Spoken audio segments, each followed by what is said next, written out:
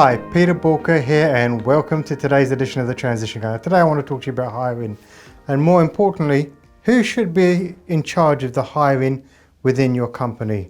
Who should really be leading the charge on getting the best people into your organization?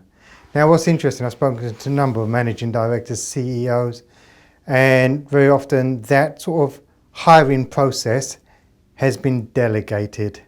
It normally sits within the department heads with HR supporting them, or HR and recruitment as a department. They take care of those needs for the whole organisation. What's quite interesting, speaking to a number of business leaders out there, they are absolutely dissatisfied with the quality of candidate that's being hired. And it's not really their kind of person. So I've asked the question, so what's stopping you from actually doing the hiring? Well, I used to hire. Okay, and how did that used to work out for you? Yeah, I used to get some really good people. I used to get the people that I wanted. Well, somewhere down the line, things have been lost in translation.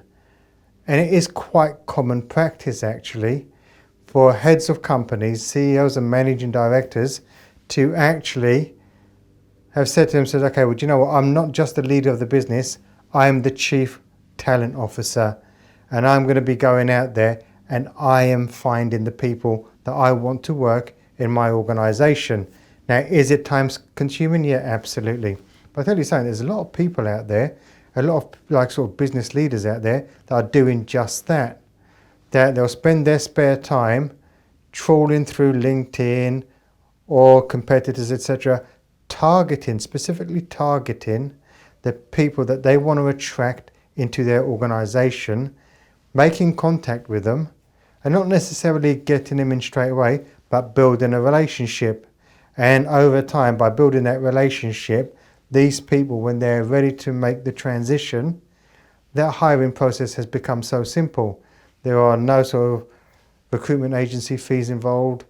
It is just that relationship. And do not underestimate how powerful it is if you are a candidate and the managing director, the leader of that organization, is seeking you out and building that relationship with you. It is worth a fortune, because actually it's not the mercenary approach. It's actually you really want that person and they feel special. So my question to you is, do you spend as much time selling your business to prospective candidates as you do trying to sell your business, your goods, your services to your potential clients and your actual clients? Probably nowhere near enough. If you were to flip it and actually spend that time on finding those candidates, attracting those candidates, building a relationship with those candidates, and those candidates then come into your organization, I wonder how much more productive your business would be, and also would they do the selling for you? Quite possibly yes. So maybe it is time to reconsider, actually, if your recruitment process isn't working for you, if you're not getting the people that you want, not what your HR person want, but who you want in your organization, maybe you need to change tactics. Maybe you need to take control of it.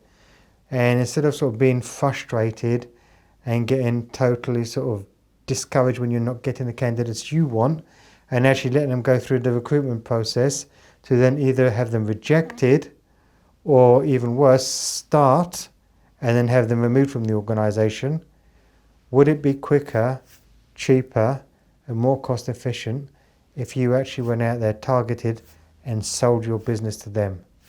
That's food for thought. If anything I've spoken to you about today resonates with you, you might want to be looking at your recruitment process. There's some great resources out there. Head over to boolkah.com and get in touch. If you haven't read Who by Jeff Smart, that's an absolutely fantastic book. If you've loved today's episode, I would really appreciate it if you left some comments below. Perhaps like the episode, share it with others, subscribe so you don't miss future episodes, because we are always releasing every single week. And just take action. And most importantly, remember, Failing to learn is learning to fail, and please stay safe.